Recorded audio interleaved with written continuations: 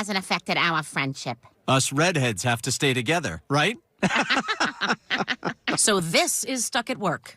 Honey, please. Lois is a friend. Really, Nicole, you got the wrong idea. How does this bitch know my name? Bitch? Okay, ho. Oh, I'm gonna enjoy this. Come on now, ladies.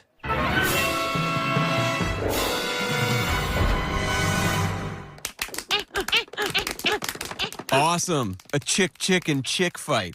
Ha ha.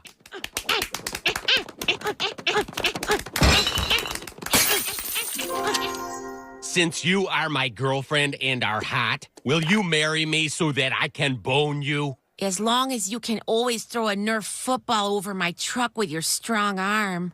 You mean this arm? Ah, cripes! Yeah, now there is no way.